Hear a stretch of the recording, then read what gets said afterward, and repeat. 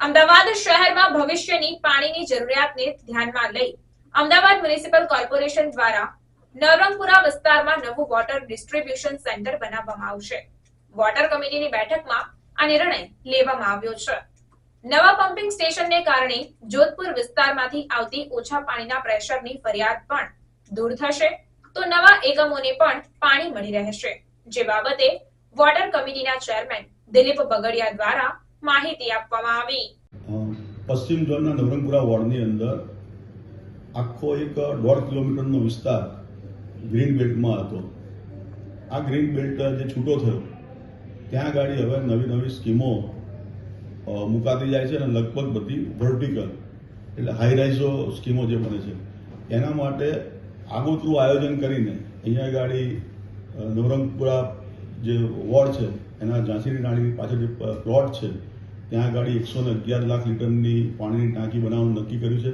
એમાંથી લગભગ આ જે ગ્રીન બેલ્ટનો વિસ્તાર છે જે લગભગ રેલવે પાટા સુધીનો એ તમામ સોસાયટીઓ જે આવે છે એમાં પછીનો જે વિસ્તાર છે જોધપુર વોર્ડમાં લાગે છે કેન્યુક 4 રસ્તા અને ત્યાંથી આગળ જાઓ એટલે શ્યામલ। તો આ જે આટલો જે પોર્શન છે જોધપુરનો થોડોક ભાગ આવશે, બાકીનો લગભગ બધો મોટા ભાગનો નવરંગપુરા વોર્ડનો વિસ્તાર છે એને આનો લાભ મળશે અને લગભગ ટોટલ 30 કરોડ કરતાં વધારે રકમથી આપણે આ ટાંકીનું જે આયોજન થવાનું છે ભૂગર્ભ ટાંકી, એનું પંપ હાઉસ જે એની વોટરોને જે પંપ હાઉસમાં મુકાશે એ અને નેટવર્ક લેબર સાથેનું એ કમ્પ્લીટ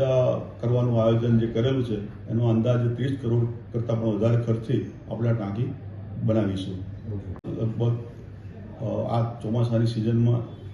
કોટ જર્જરિત થઈ ગયો હતો અને ક્ષતિગ્રસ્ત હતો એટલે પડી પણ ગયો હતો અને થોડુંક નુકસાન પણ થયું હતું અને આ વખતે થોડુંક પાણી ત્યાં ગાડી જે આજુબાજુના વિસ્તારનું પાણી એટલે તળાવ ઓવરફ્લો પણ થયું હતું એટલે જે જર્જરિત થયો છે એ બાદ એને આપણે રિનોવેશન આખો જે કોર્ટ છે એ નવો કરવાના છીએ અને અંદર પ્યોર બ્લોક કે આરસીસી રોડનું જ્યાં જે કામ કરવાનું થતું હશે તો એ પણ આપણે એનું જે કંઈ થોડું ઘણું જે મેન્ટેનન્સ જે કરવાનું થતું હશે બધું એ આ કામ આજે જે કમિટી હતું એમાં કામ આવ્યું હતું। લગભગ 2 કરોડના